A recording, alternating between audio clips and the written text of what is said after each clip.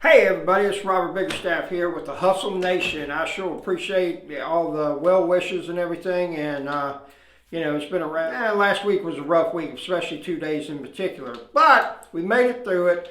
We're on the other side, and I've kind of had a couple things that have come up having to do with 3 different things that'll help you have a better dump trailer hustle. Okay, so I've been doing this thing for about a year.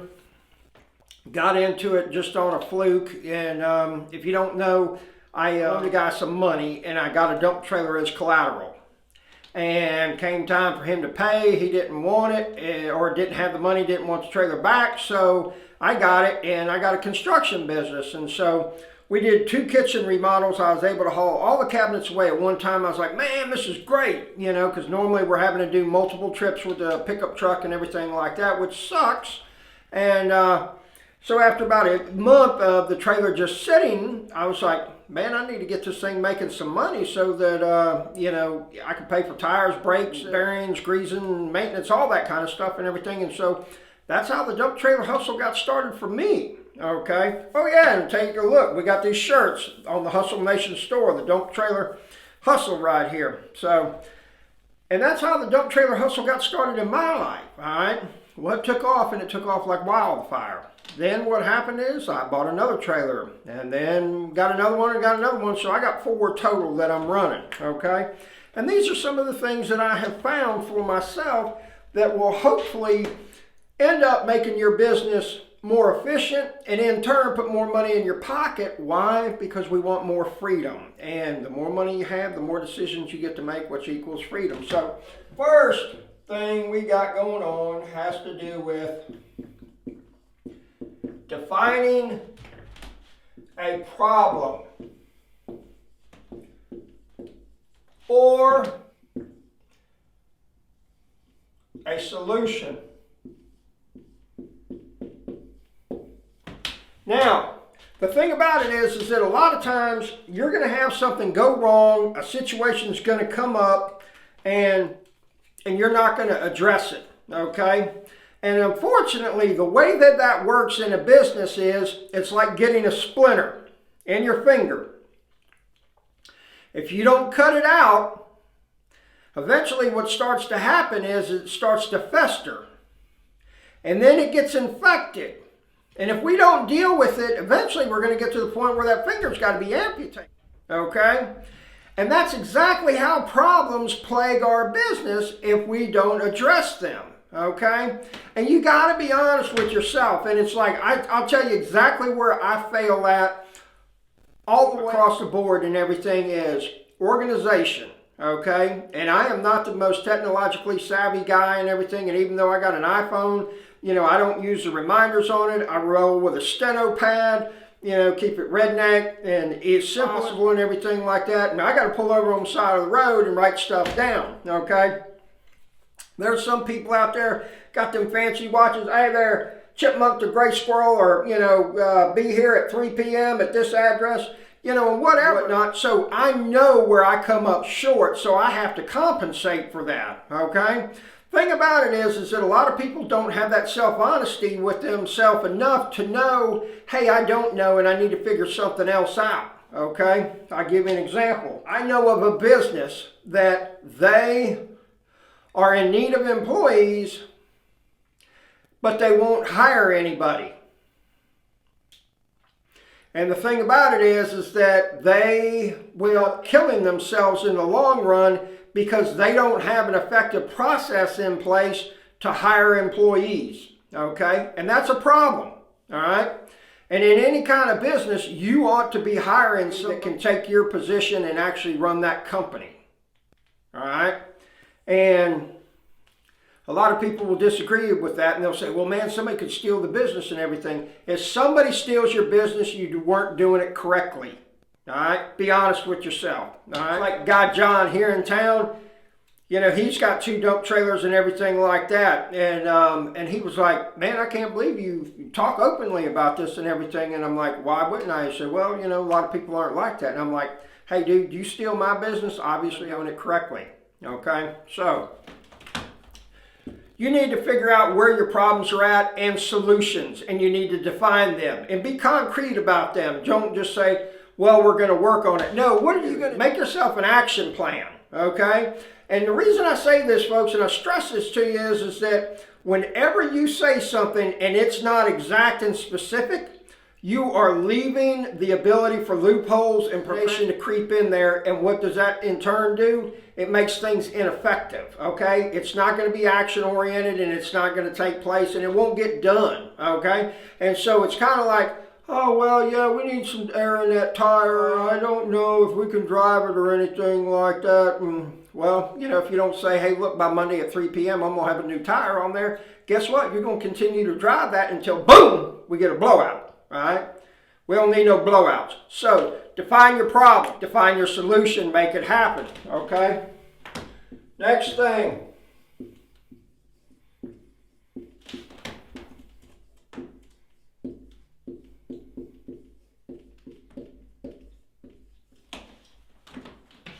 Target marketing. Who is your customer? Okay? That's going to tell you exactly how you do things, all right? The way that I address homeowners is different than the way that I address roofing contractors. They're different people. They come from different backgrounds. They got different cultures, okay? Homeowner, generally speaking, I'm going to have to schmooze a lot more. I'm going to have to warm them up, as opposed to most of the time roofing contractor, just price and let's be done with it. When can you have it on location?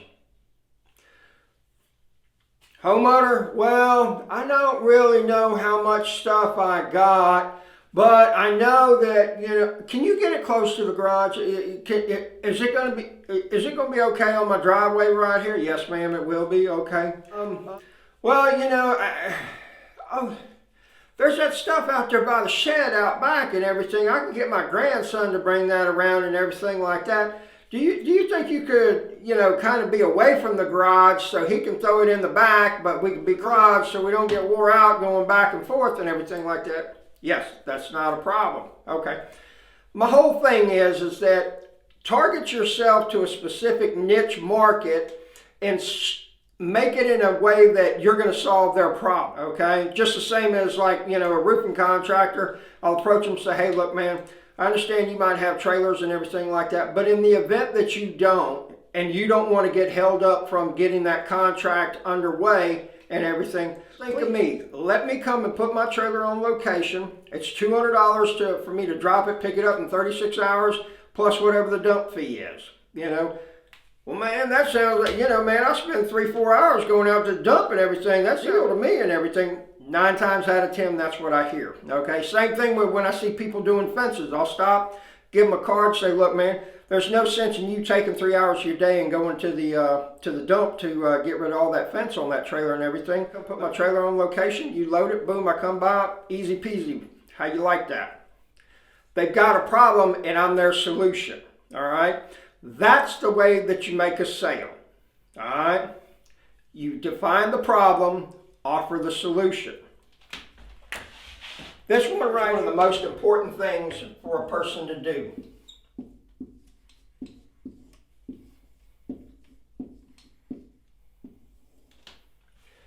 What I mean by stay lean, keep your expenses low, all right?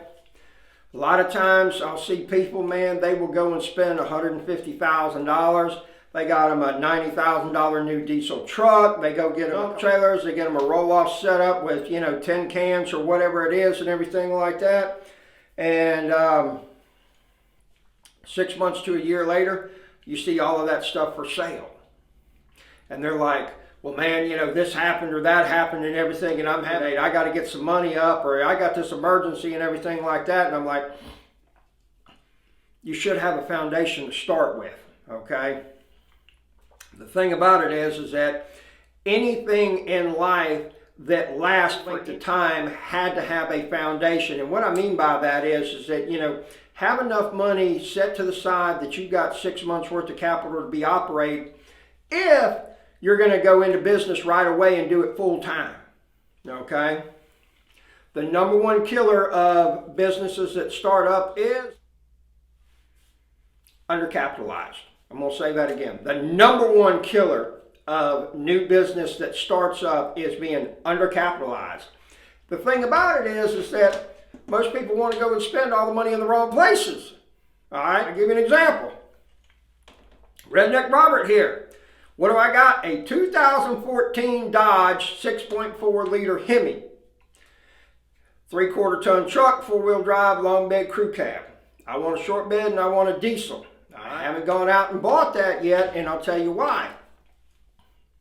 Because I got 2 properties that are sitting right now that need to be repaired and have people put in them, and then once that cash is in, then I know, or then I will go and get a diesel truck, because I'll have those rental properties paying for that diesel truck. All right. Now, if the dump business keeps on doing the way that it is and making good money and everything, well, then that's not going to happen. But my exit strategy in case the dump trailer business does get slow. Okay. So you sit there and ask yourself, if you got no other income coming in, and you don't have any money in savings, then all of a sudden you hit a 2 to 3 week dry spell with the dump trailer business, what are you going to do for a little bit of cheese? You got to ask yourself these questions, okay? I'm all about the hustle and I'm all about taking the risk, but I'm also all about being smart, okay? And so the thing about it is that so many times people aren't willing to stay lean, okay? You go out, you buy you some cans, you get out there hustling and everything. And I tell you, the thing that made me buy the dump trailers is telling customers no too many times. And I would get people saying, hey man, I need another trailer, you got it? No. I need another trailer, you got it? No. And even last night, somebody sends me a picture of a trailer and says, hey man, should I get this one or get this one?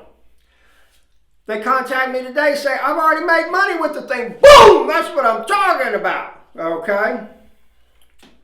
That's hard to beat those kind of returns, folks. I think the dump trailer hustle is one of the best gigs you can do, all right? And then I see a lot of these guys, man, that, you know, they get 3-4 dump trailers rolling and everything like that. They get that clientele, they get their reputation going and everything, and then what they're doing is buying a roll-off. They're kind of like taking it to the next level. And then before you know it, they got, 40, 50 cans and everything like that, and they're just stacking them up like cordwood. All right. But here's the thing is that being lean to start with until you build up some reserves is absolutely critical. I mean, just because you got a boatload of money in the bank does not mean you have to go and spend it. Okay. And so I can't stress this enough, and I've seen it way too many times where somebody's gotten something and then been like, well, I could have bought something used, or, I could have done this or I could have done that. You look all over the internet and everything, you'll find a lot of roll-off, a lot of dump trailers used, okay? And buying used dump trailers is a whole different ball game, but buying used dumpsters, there's not a whole lot that can be wrong with a dumpster, okay? And so, just watch what you're doing and try to keep as much money in your pocket as possible. Okay, and then once you almost get to the point where the business is starving, choking, then put a little bit more into it and everything like that, okay? And here's the other thing is when you start making money, take a little bit out. Put it into another account. Put it into a bank that you have to walk in there to be able to get a withdrawal. You ain't got no internet access, no debit card or anything like that. And the reason I tell you to do that is that if you lose everything with this business, you want to have some type of bankroll to get you back in the game, okay? I've seen it happen way too many times where everybody had all their eggs in one basket and it did not end well for them.